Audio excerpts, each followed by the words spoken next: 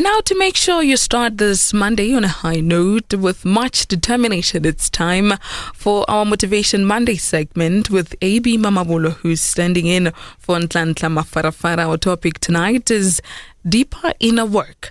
And you're welcome to join in the motivation session by sending a WhatsApp text message to 079-295-1212 throughout. And you can also call us on 015-151-0135. AB Mamabolo, good evening and welcome back.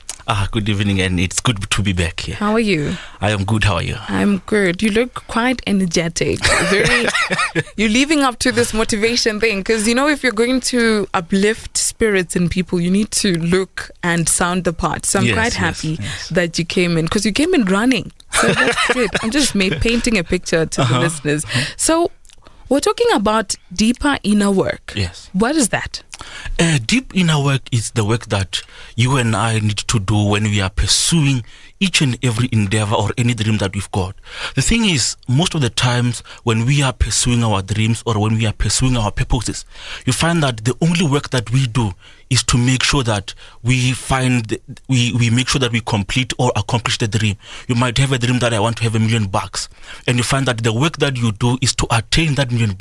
But that deep inner work in you, to search for yourself, to search for those hurtful things that have hurt you, or those memories that hurt you, or those things that might come from your childhood, those painful experiences, you find that you have never done that deeper work. And later on, as you are pursuing your success, you find that lack of deeper inner work that you haven't done, it shows up. It might show up in your relationships. You find that there were some problems that you had, or you dated someone whom you loved very much, and that person hurt you very much, and then in your mind, or the meaning that you had out of that experience, you thought that maybe, I'm done with men, or all men are, whatever horrible word you might come up with. So every time when you'll be dating, you'll always be looking for something bad to see in that guy. Maybe when he hurts you, or when he does a mistake, you find that even if it's an innocent mistake, you find that you will use that mistake. Why? Because you have never done that deep inner work to search yourself, to find out those wounds that you've got in you that you haven't healed from. So that's what I mean when I talk about deep inner work. I'm listening to you talk about deep inner work, and it sounds to me like what some people would call introspection. Is that it?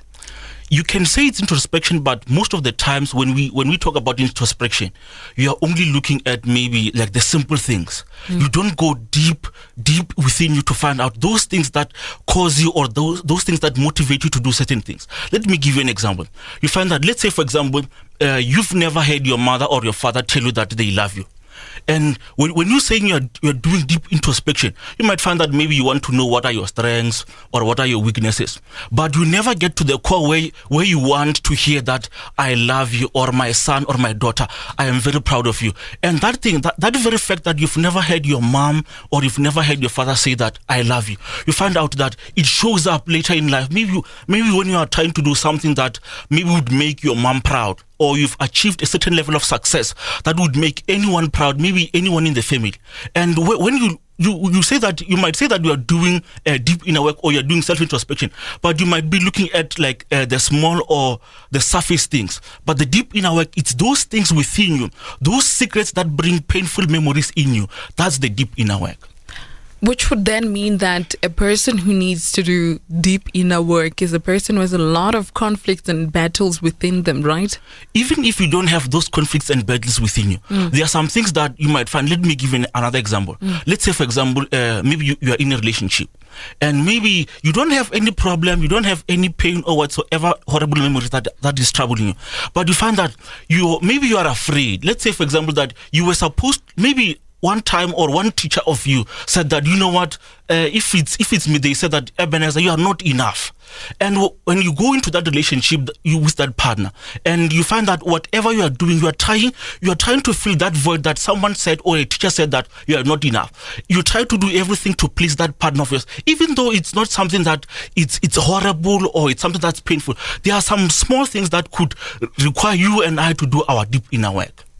We're talking deeper inner work with Ebenezer Mamavulo on Motivation Monday tonight, and you're welcome to send in any question or comment you might have to your WhatsApp text line 079-295-1212, and you can also call us on 015-151-0135. Ebenezer, we're your students. Right now, please school us. How does one get to performing a deeper inner work in themselves? The first thing that you need to look into when you are performing that deep inner work, look at the things that make you cry, or those things, let me call them wounds. Because, when you and I have got a wound, even if you touch it a little bit, you're going to feel pain. So the first thing that you need to look into, look for those things that make you cry, or those things that irritate you, or those things that piss you off when someone does them, or when someone expresses those particular feelings. Look for those things. When you discover those things that make you angry, or those things that piss you off, or those things that make you sad, or whatever, that's the first sign that you've got some deeper inner work that you need to do. The second thing that you need to check the story that you are telling yourself as you are experiencing those hard or those harsh or those wounds when they are surfacing. Check the story that you are telling yourself. You might find that the story that you are telling yourself, if maybe it's the deep inner work that you need to do with a parent, or with regards to what a parent said or did not say, you might find that for you to do that inner work, you need to check or to change that story that you've told yourself. Maybe you've told yourself that, my father doesn't love me because my father never bought me 1, 2, 3, 4, 5. And you find that the parent never had the means to get you those things. Maybe your father didn't have the money to get you an iPhone, or your mom didn't have those things. So check the story that you are also telling yourself. You might find that the story that you are using, it's disempowering. And the third thing is, check the language that you are using when you are talking, or when you are trying to do that deep inner work. Let's say, for example, maybe someone told you that you are a slow learner, or you are a stupid learner. Now, for you to do that deep inner work, you need to change that language that you are using, or that language. In neuro-linguistic programming, we call it, and in NLP, we call it a neuro association. You find that there is a link, or a particular link that's linked to a particular word when you are saying to yourself. Like when you are saying that you are stupid, you might find that it's so debilitating that even your body becomes so sad. So also check the language that you are using to define yourself, or to define anything or any of those wounds. So when you check that language, use words that are empowering, use words that give you strength. So those words, when you are checking those words, it will be you also finding the tools that you will be using that will be effective for your deep inner work. So with this lesson you just gave now, Ebenezer, it seems and sounds as though there's quite a lot of self-work that one needs to do.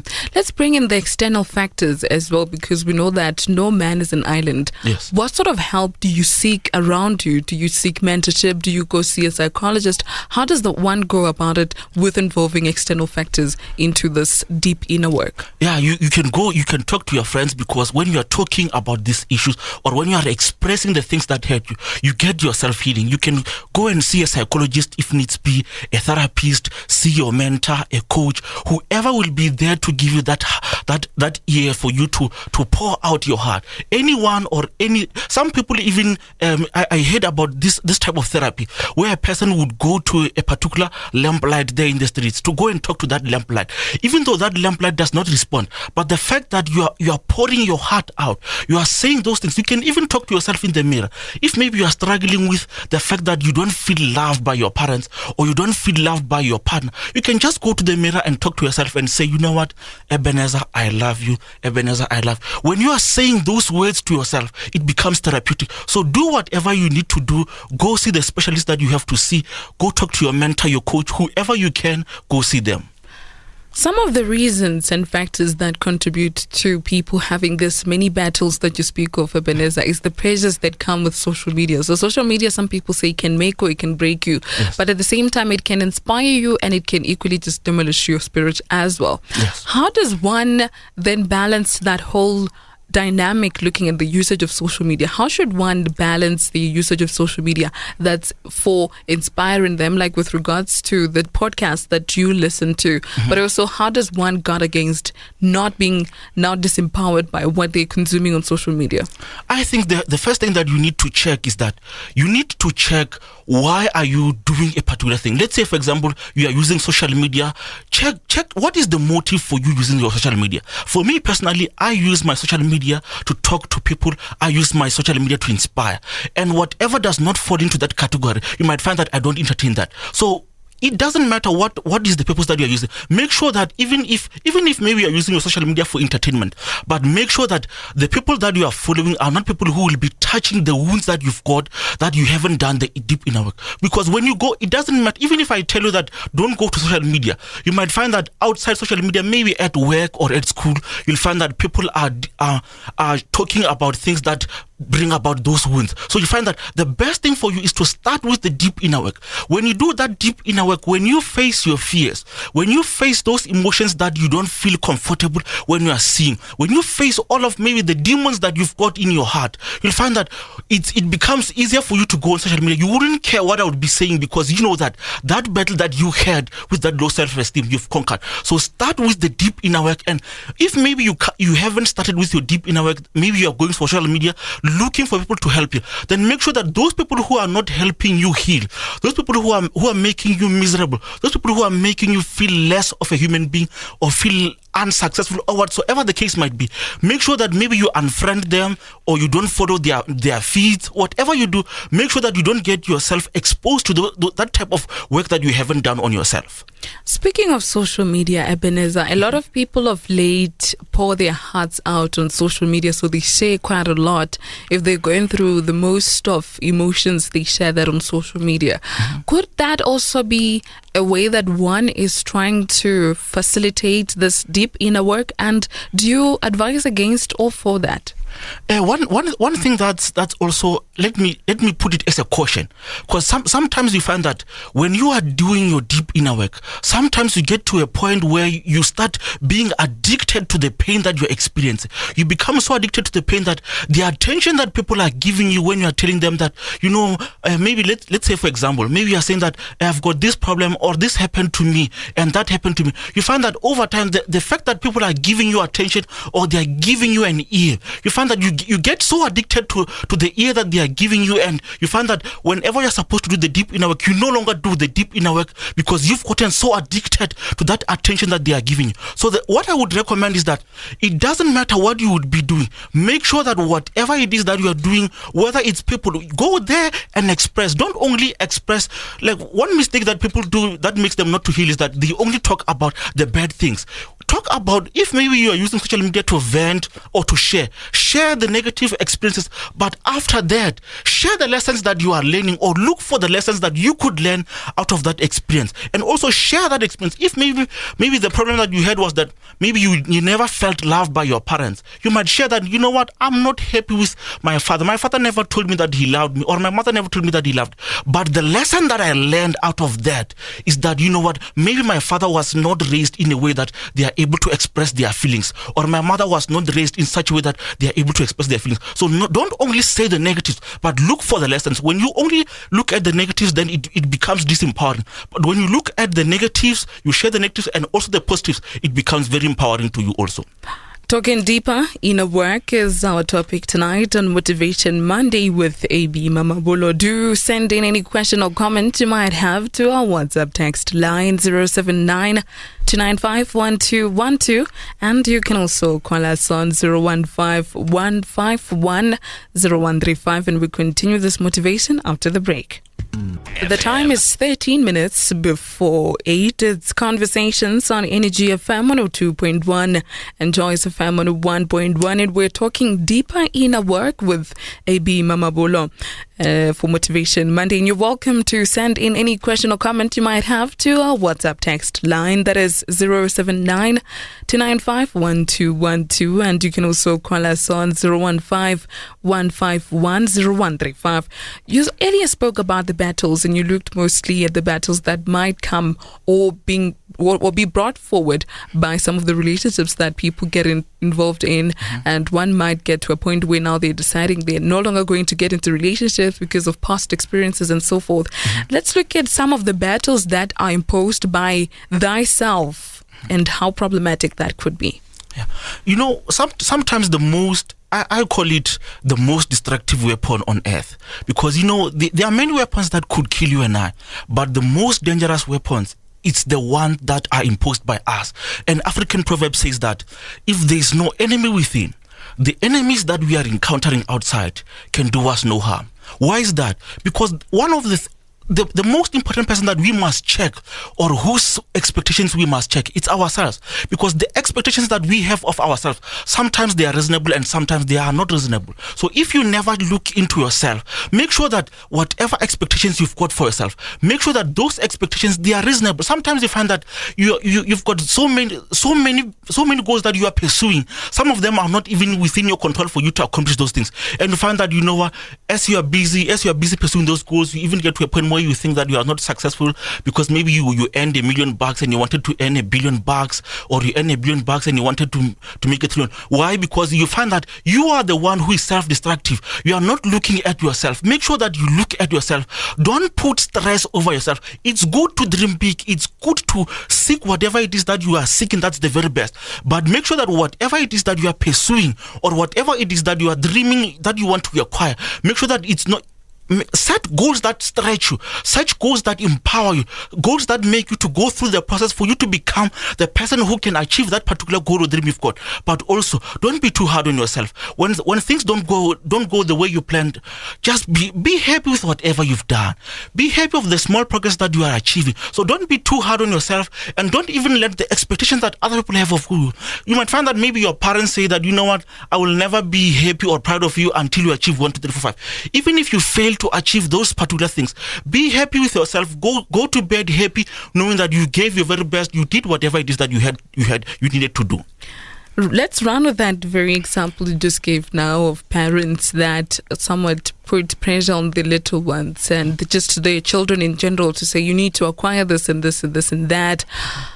How does one strike a balance here? So how do you guard against, or how do you guard with regards to what advice am I taking and how do I run with it?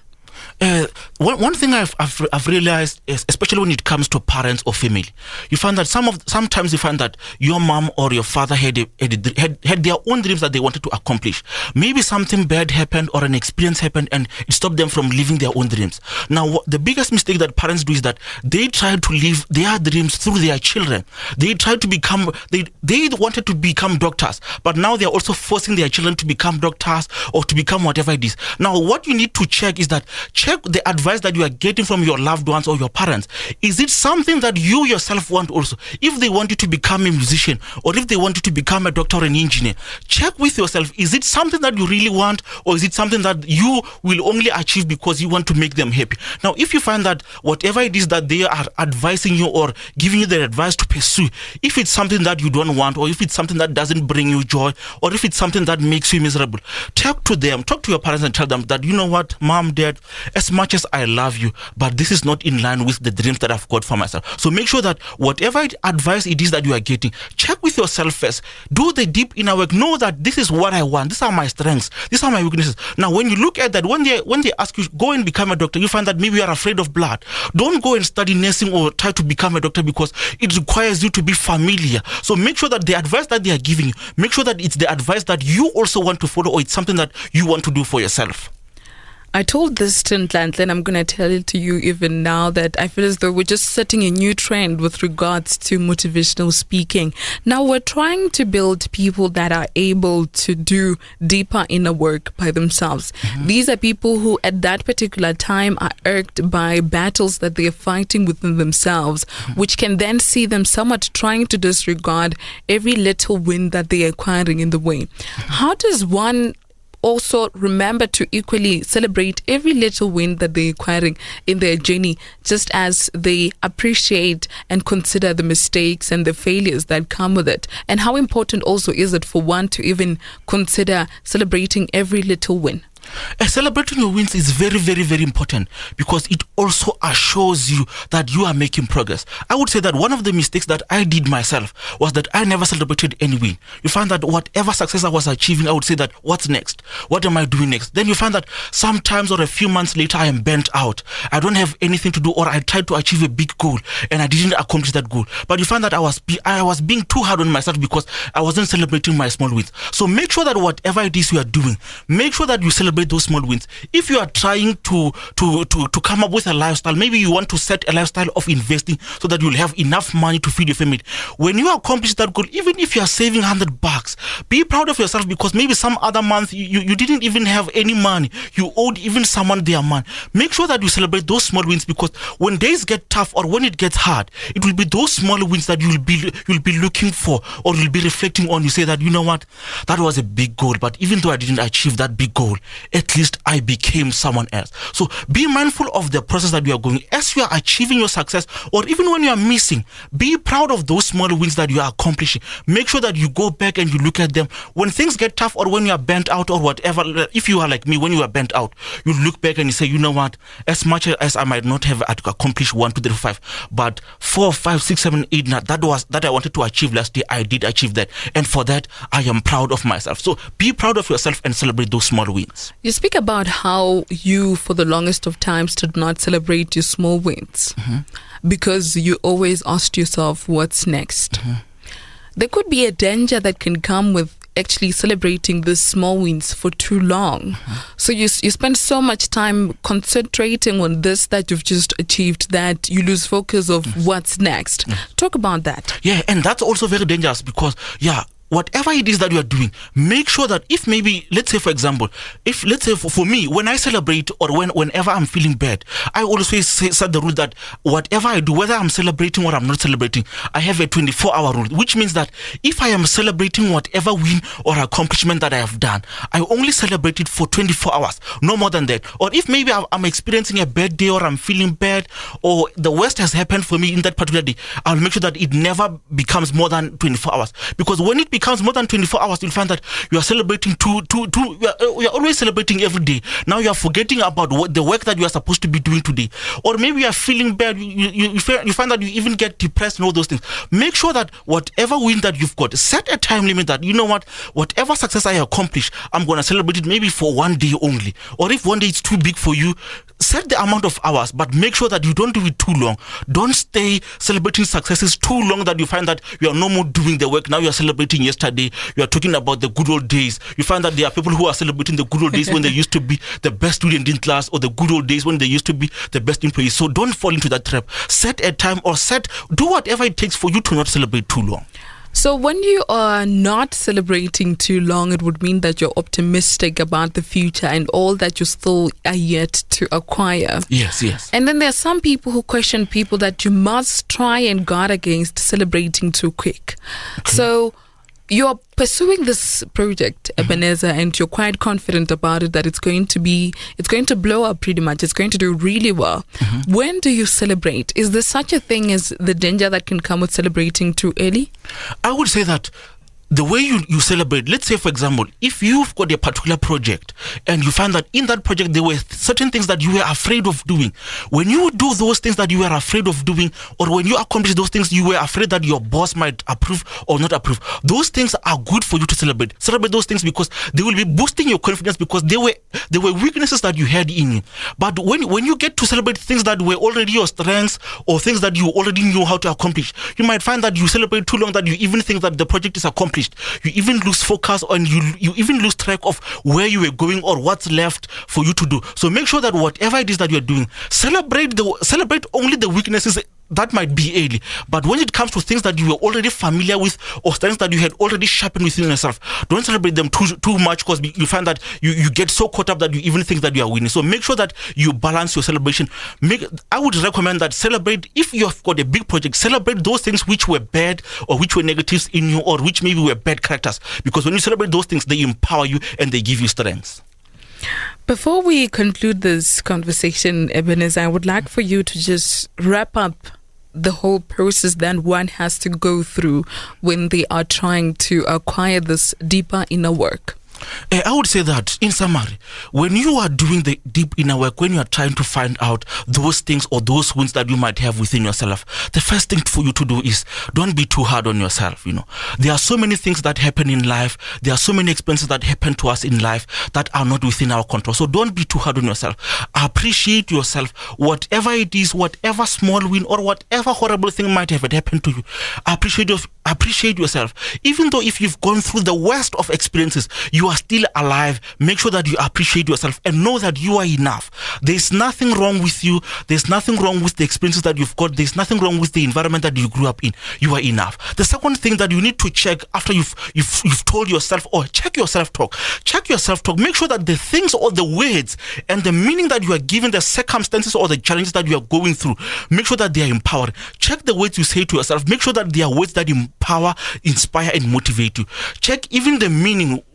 Check the story that you are telling yourself. Whatever conversation that you are having with yourself, maybe in the mirror or when you are sleeping or because of an encounter that you had, make sure that whatever story that you are telling yourself, make sure it's a story that's true or a story that's empowering to you. Even if maybe the person who caused you pain, they never intended it to be true, but make sure that the words or how you rephrase or how you interpret that scenario, make sure that it's empowering and it's motivating to you. And lastly, check the meaning that you give to experiences, or check the meaning, or even when people are doing mistakes or when they are stepping on your toes, make sure that forgive yourself for the bad things that might have happened to you, even if those things are not your fault. Forgive yourself for your mistakes. Forgive yourself for your shortcomings. Do you have a quote for the week, Ebenezer? I would give a quote from one of my coaches or one of my mentors, and this is how she defines depression. She says that depression is self-critical, depreciating talk. Make sure that the talk that you are talking about yourself or you are using for yourself, make sure it's not self-critical or self-depreciating. Watch the words you say, or maybe as Norman Vincent Peale says, use the power of positive thinking, and make sure that the enemy that you've got within you, make sure that you conquer those enemies within, so that the enemies outside you'll be able to conquer them.